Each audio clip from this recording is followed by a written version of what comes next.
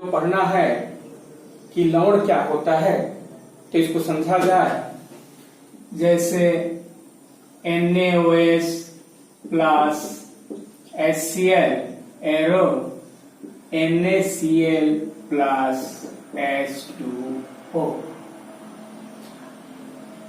यही आपका लवण बनाता है। ये क्या है? आपका लवण है। कैसे बना है? ये आपका NaOH क्षार है, HCl क्या है? अम्ल है। तो क्षार का एक ही आपका एक भाग है और अम्ल का भी एक भाग है, उससे मिलकर बना है। तो एक परिभाषा आप लवण की यही दे सकते हैं कि अम्लीय मूलक और क्षारीय मूलक के परस्पर संयोग से बना यौगिक ही लवण कहलाता है। क्या कहेंगे? कि अम्लीय मूलक और क्षारीय मूलक के परस्पर संयोग से बना यौगिक ही लवण कहलाता है। एक सामान्य इसमें भी जनरल परिभाषा दी गई है कि अम्ल और क्षार के परस्पर उदासीनीकरण से प्राप्त यौगिक ही लवण कहलाता है। क्या बताएगा? कि अम्ल क्षार के परस्पर उदासीनीकरण से प्राप्त यौगिक ही लवण कहलाता है। दो परिभाषा दिया गया, एक तो अम्लीय मूलक और क्षारीय मूलक के परस्पर उदासीनीकरण से प्राप्त यौगिक ही लवण कहलाता है, या अम्ल क्षार के परस्पर उदासीनीकरण से प्राप्त यौगिक ही लवण कहलाता है। या ये भी कह सकते हैं, देखना क्या है कि अम्ल में से Na क्या कर रहा है? क्षार का हाइड्रोजन परमाणु हटा दे रहा है। तो अम्ल के हाइड्रोजन परमाणु को धातु आयनों द्वारा प्रतिस्थापित करने से प्राप्त यौगिक ही लवण कहलाता है। अम्ल के हाइड्रोजन परमाणु को धातु के आयनों द्वारा प्रतिस्थापित करने से प्राप्त यौगिक ही लवण कहलाता है। एग्जाम्पल से भी आप समझ लिए कि लवण क्या है। अब लवण बनते कैसे हैं? तो सामान्य किताब में दिया कि अम्ल क्षार के परस्पर उदासीनीकरण से ही लवण बनते हैं, लेकिन व्हाइट बोर्ड पर लिख दिया गया है कि नहीं, ये प्रक्रिया है और इन सभी प्रक्रियाओं में लवण का निर्माण होता है। अम्ल क्षार अभिक्रिया में भी लवण बनता है। जैसे आपका 2NaOH प्लस H2CO3, ये अम्ल आपका क्षार है, ये अम्ल है, और बन जाएगा Na2CO3 प्लस 2H2O, ये प्राप्त लवण है। उसी प्रकार आपका 2KOH प्लस H2SO4 बनेगा आपका K2SO4 प्लस 2H2O। तो यह आपका अम्ल और क्षार के अभिक्रिया से ही प्राप्त हुए क्या हो रहे हैं? लवण बन रहे हैं। लेकिन अम्ल जब धात्विक ऑक्साइड से भी अभिक्रिया करता है तो भी आपको लवण प्राप्त होता है। देखा जाए, जैसे ZNO plus 2HCl ZnCl2 plus H2O, ये भी लवण ही है। तो क्या देखें कि धातु के ऑक्साइड भी क्या करते हैं? अगर अम्ल से क्रिया कर रहे हैं तो लवण बन रहा है। और एग्जाम्पल ले लें, MgO प्लस H2SO4 तो हो जाएगा आपका MgSO4 plus H2O।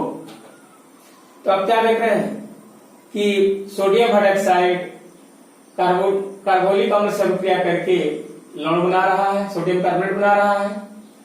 Potassium hydroxide sulphuric अम्ल से अभिक्रिया करके भी लवण बना रहा है, पोटेशियम सल्फेट बना रहा है।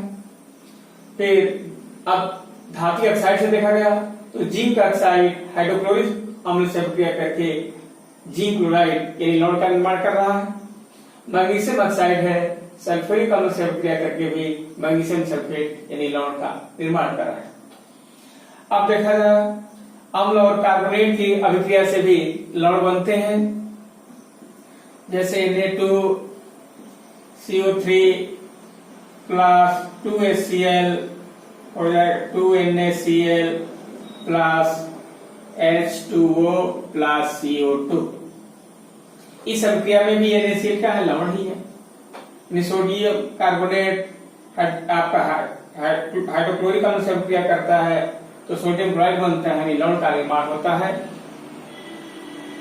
एक हाइड्रोजन कार्बोनेट का एग्जाम्पल ले जाए, NaHCO3 प्लस HCl बन जाएगा आपका NaCl plus H2O plus CO2। तो आपने क्या देखा कि हाइड्रोजन कार्बोनेट हो या हाइड्रोजन कार्बोनेट हो, वो भी अम्ल से अभिक्रिया करके क्या बनाते हैं, लवण बनाते हैं। अब क्षार अधात्विक ऑक्साइडों से भी क्रिया करके लवण बनाते हैं, जैसे CaOH का होल ट्वाइस प्लस CO2 बनता है calcium carbonate CaCO3 plus H2O।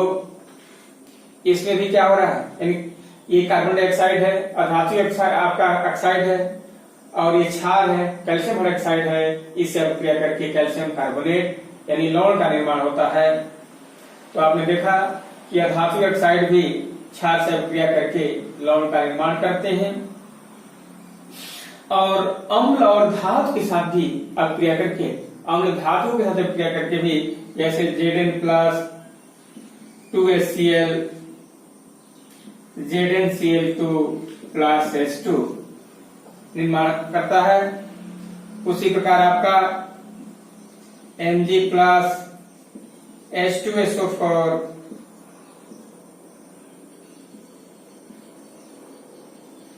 MgSO4 plus H2। तो आपने देखा कि ये सारी प्रक्रिया में क्या हो रहा है, जो ये प्राप्त यौगिक हो रहा है वो लवण निर्माण।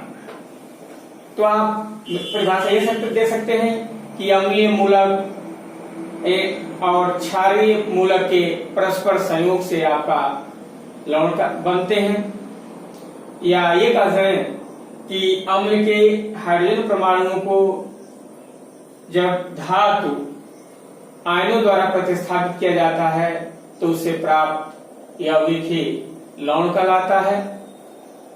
तो उम्मीद है कि लवण के विषय में समझ गए कि लवण क्या है आपका।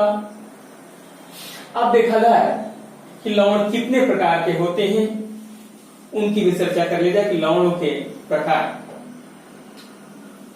तो लवणों के प्रकार,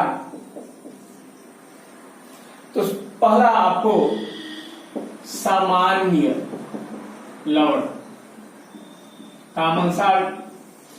तो सामान्य लवण वह लवण होता है जिसमें विस्थापनीय हाइड्रोजन परमाणु या हाइड्रॉक्सिल आयन यानी H+ आयन या OH आयन विस्थापनीय नहीं होते, यानी ये उसमें हटने वाले H परमाणु और OH आयन नहीं होते हैं। जैसे समझा जाए Na2CO3 ये सामान्य लवण में आता है, Na2SO4 ये भी सामान्य लवण है, NaCl है, KCl है,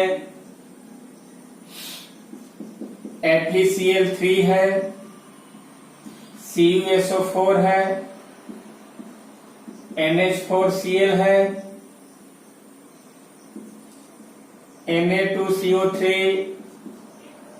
KCl CH3COO Na,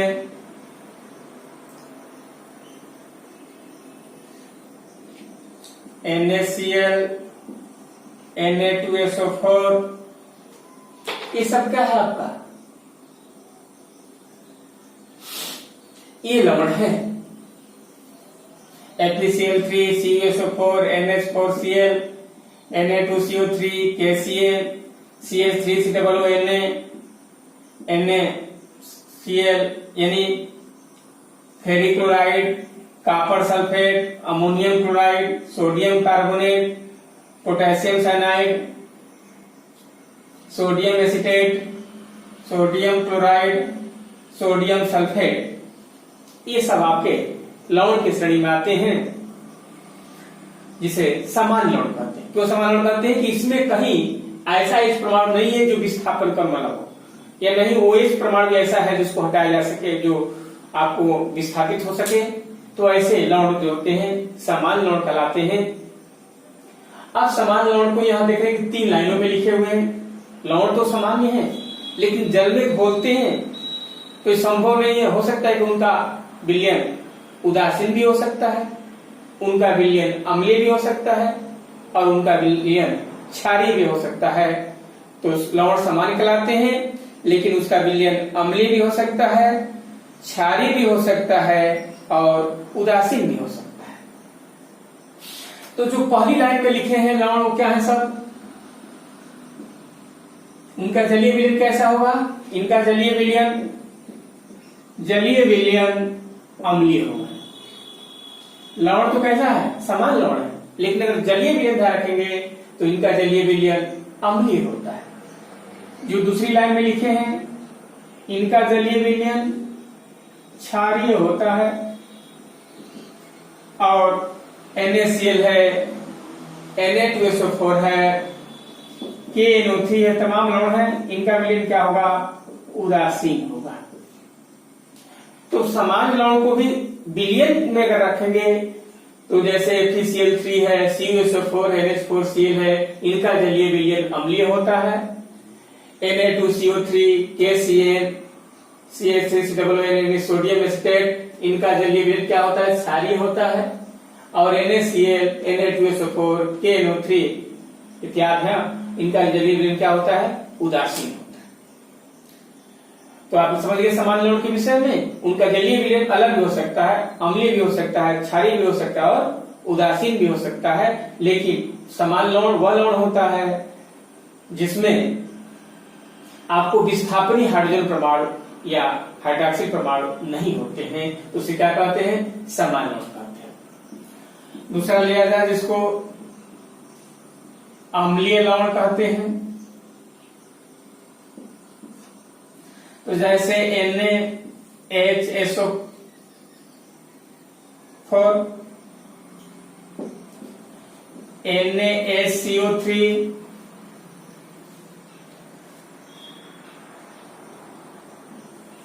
NaH2PO4 या Na2HPO4, इस लवण में क्या देखा है? इन लवणों में हाइड्रोजन परमाणु भी उपस्थित है, और ये आयन के रूप में जब घोलेंगे तो ये वहां H+ आयन के रूप में विस्थापित होगा। इसलिए ऐसे लवण जिसमें विस्थापनीय हाइड्रोजन परमाणु उपस्थित होते हैं उसी को अम्लीय लवण कहते हैं। क्या कहते हैं? ऐसे लवण जिसमें विस्थापनीय मन हटाने योग्य हाइड्रोजन परमाणु उपस्थित होते हैं उसी को अम्लीय लवण कहते हैं। अब देखा जाए क्षारीय लवण। तो क्षारीय लवण जैसे PbOS,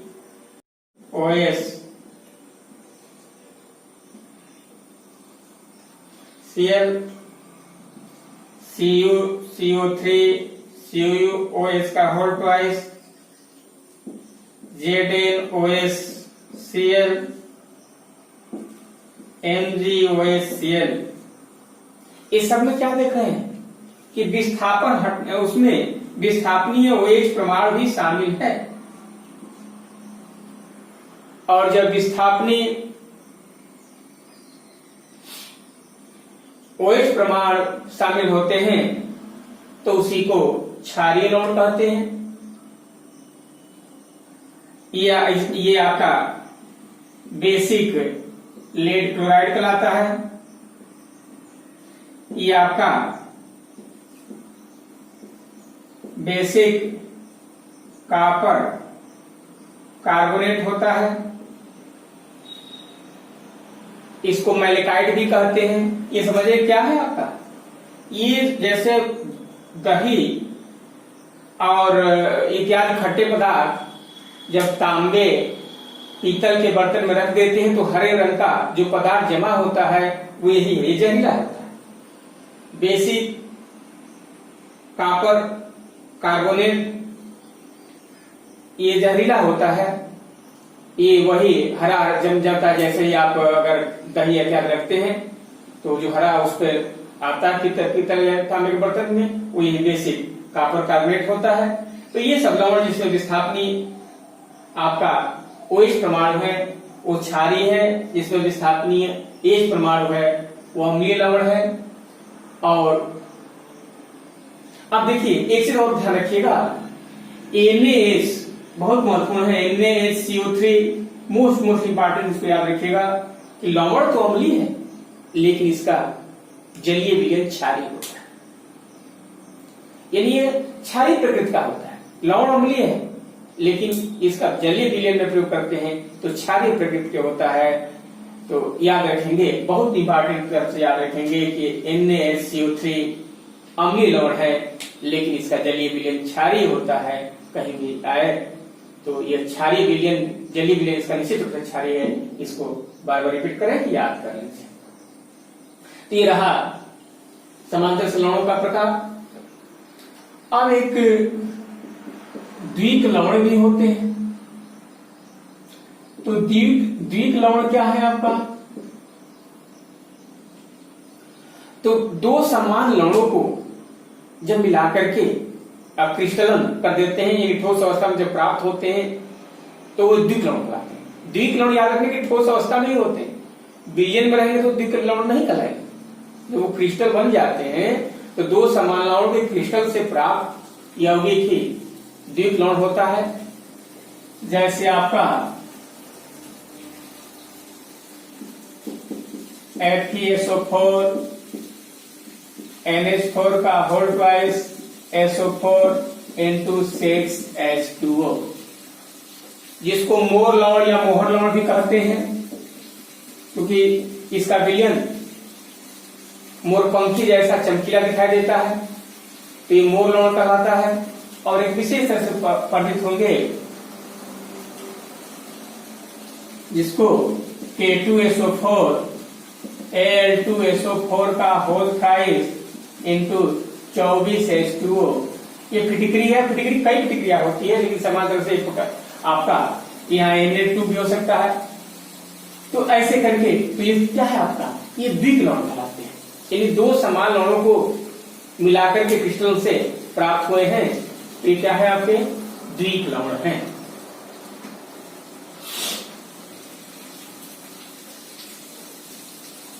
अब देखा जाए जिसको मिश्रित लवण कहते हैं।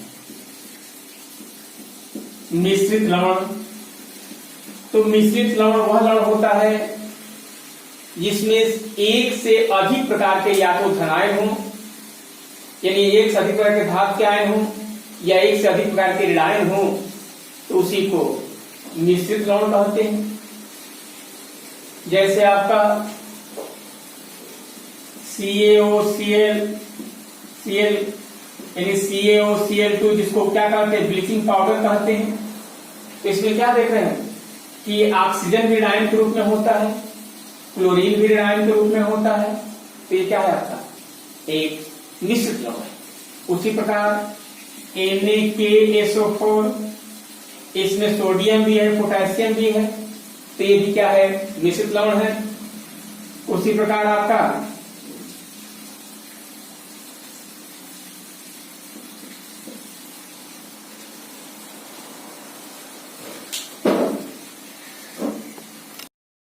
हम अब देखा जाए कि मिश्रित लवण किसे कहते हैं।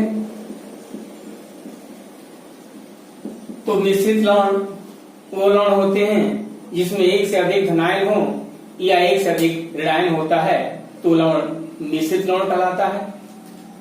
जैसे आपका NaKSO4, इसमें क्या देख रहे हैं, सोडियम भी धनायन है, पोटेशियम भी धनायन है, तो ये क्या है आपका मिश्रित लवण होगा। उसी प्रकार आपका CaOCl2, या ऐसे भी लिखा रहता है CaOCl ब्रैकेट के अंदर फिर Cl, कैल्शियम हाइपोक्लोराइड, जिसे क्या कहते हैं ब्लीचिंग पाउडर कहते हैं। तो ये भी क्या है, इसमें दो ऋणायन है, O भी ऋणायन है, Cl भी ऋणायन है, इसलिए क्या है आपका ये मिश्रित लवण है। उसी प्रकार NaNH4 HPO4 जिसको माइक्रोकास्मिक लवण कहते हैं। बहुत इंपॉर्टेंट है ये। पेशाब में बीमारी होती है तो इसका उपयोग किया जाता है। तो ये आपका ये सब लवण क्या है, आपके मिश्रित लवण होते हैं। अब देखा जाए संकर लवण क्या होते हैं। तो संकर लवण वह लवण होता है, तो ये भी दो समान लवणों के परस्पर मिलाने से या एक समान लवण के धातु आयनों को जोड़ने से प्राप्त होता है। लेकिन इसकी विशेषता होती है कि ये जलीय विलयन में आपको संकर आयन देते हैं, यानी सभी आयन इसके अलग अलग नहीं होते हैं। कुछ आयन ऐसे होते हैं कंबाइंड रूप में होते हैं जो संकर आयन होंगे, संकर रूप में। तो ऐसे जो संकर आयन जलीय विलयन में देते हैं वही क्या होते हैं, संकर लवण कहलाते हैं। जैसे K4 FeCN6, ये बड़े ब्रैकेट पर आता है, पोटेशियम फेरोसाइनाइड, और K3FeCN6 भी लिख सकते हैं, पोटेशियम फेरीसाइनाइड होगा, पोटेशियम फेरोसाइनाइड होगा। उसी प्रकार आपका CuSO4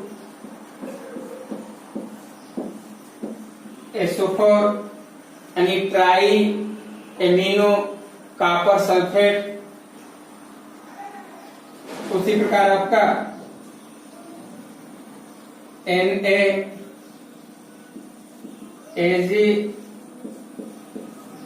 सोडियम अर्जिनोसाइनाइड। तो ये सब क्या है आपका संकर लवण। तो संकर लवण में क्या देख रहे हैं कि संकर लवण में ऐसा घटक होता है जो पूरा एक विलयन में पूरी इसी रूप में रहेगा, यानी ये विलयन में अलग अलग नहीं टूटेगा, बल्कि FeCN6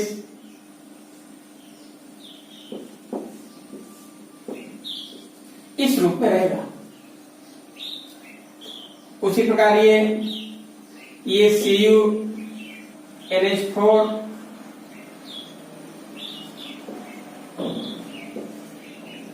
इस रूप में रहेगा।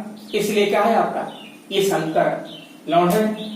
तो लवण आज हम लवणों के विषय में समझे कि लवण क्या होते हैं, कितने प्रकार के होते हैं, इसको याद रखें, फिर आगे हम लोग देखेंगे।